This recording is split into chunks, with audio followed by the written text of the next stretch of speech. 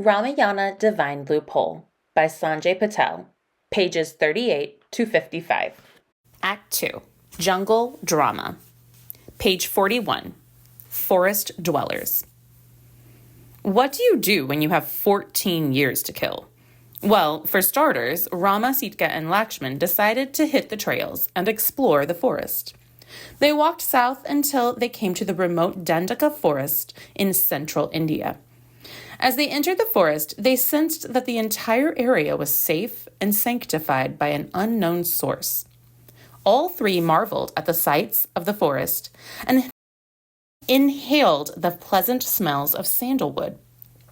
The sweet aromas drew them deeper and deeper into the forest until they came upon a colony of monks who lived and prayed in a forest ashram.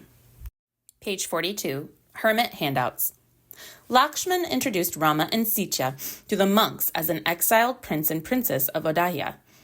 All three were welcomed with great reverence, which was soon replaced with a desperate plea. The monks explained that the jungle was cursed with demons against whom they had no defense. Rama and Lakshman knew their duty as warriors and promised to serve and protect the colony. In exchange, the exiles were given shelter in the ashram along with divine gifts. Sita was presented with a sari made from strands of pure gold and precious jewels. A wizened sage by the name of Astaya then bestowed on Rama a miraculous bow crafted from the great god Vishnu himself. Rama was also given a single golden arrow that could transform into any number of divine weapons of light and sorcery as he willed it. Finally, the sage unsheathed a magnificent sword with a silver scabbard that could fell any demon and presented it to Lakshman. But Agastya quickly cautioned that these were weapons of the gods and their special powers would only work in defense of an attack, for they were not meant to start violence. Page 44. For the next 13 years, Rama, Sita, and Lakshman wandered from ashram to ashram in the jungle, personally ensuring everyone's safety. They stayed at each ashram for several months at a time, and in turn, the monks taught them about the bounty of nature. Over the years, they became experts in all variety of plants, trees, roots, and animals. Once Rama even went so far as to name an attractive variety of custard apples after Sita, calling it Sitapal. In turn, Sita did the same thing, naming a different color of the same fruit, Ramapal. Eventually, the three built a cottage in the lush hills of Panchavati. They found comfort in their routine and lived peacefully under the watchful eye of a great guardian eagle named Jatayu. Little did they know that their journey was about to come to a surprising end, all because of Rama's good looks. Page 46, Fatal Attraction. One day, a demon named Surpanaka, who happened to be Ravana's sister, spotted Rama and fell in love with him. I know, gross, but hey, demons have hearts as well, even if they want to eat everyone else's most of the time. Luckily, this shape-shifting demon wasn't hungry, but she was love-struck. So much so that she transformed herself into a beautiful maiden and tried making a pass at the Blue Prince by showing off some of her dance moves. But Rama couldn't be tempted, for he was too in love with Sita, who, as luck would have it, stumbled upon the awkward situation. Page 49, Nosy Demon. The moment Surpanaka caught sight of Sita, she flew into a jealous rage. As her face and body started to swell up with dark blood, she revealed her true demon form. Her deformed body was hulking in comparison to the delicate frame of Sita, who stood frozen at the horrible sight. The demon bared her fangs and raised her claws toward the princess. But before Surpanaka could strike, Rama intervened. He told the demon that if she would leave and promise never to return, her life would be spared. As he waited for her response, Lakshman burst upon the scene, brandishing his sword, ready to chop the demon down. But before Lakshman could strike, Rama ordered him to lower his weapon.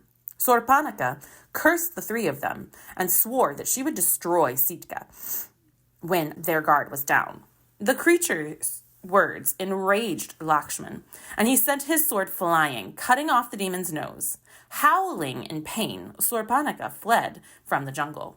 The crisis was averted, or so they thought. Surpanaka was seething with rage and hurried back to her brother Ravana's lair. She spoke cunningly to Ravana in hopes of fanning his fury.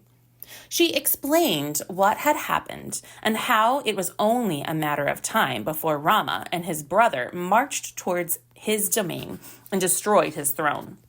The demon knew this mortal was special, so he took no chances. Ravana commanded his chief to gather his entire army of thousands of demons and make ready for war.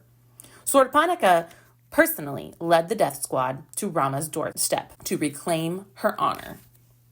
Page 53, Divine Arrow. Back in the jungle, Rama got wind of the trouble marching toward his doorstep. He immediately instructed Lakshman to take Sita to the nearby cave and guard her until it was safe. Rama armed himself with the bow of Vishnu and strung it as tightly as possible. As the terrible demon army approached, they raised a cloud of dust that obscured the skies and turned day to twilight, heightening the night walker's powers. The trees all around Rama's cottage shook as thousands of glowing eyes slowly emerged from the shade of the jungle. The gruesome demons charged at Rama with all kinds of dreadful weapons, but the prince stood his ground, raising up his golden bow and notching it with the enchanted arrow. He drew the bow back so far that it formed a near-perfect circle.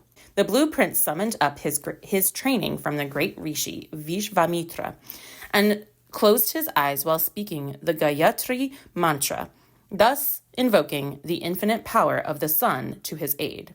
He held the bowstring taut until the wave of demons was upon him. Rama prayed, knowing that he faced thousands of foes. Luckily, a single enchanted arrow was all the blue prince needed to even out his odds. For after the special arrow was fired, it instantly multiplied into thousands of arrows that flew in every direction, casting a veil of death upon the landscape. The terrible weapon leveled an entire patch of jungle, decimating the demon army. Countless demons were pinned to the earth by the deadly missiles, and their axes, maces, and sickles all lay shattered and ruined. After fully meeting its mark, the golden arrow reappeared in Rama's hand, ready to be used again.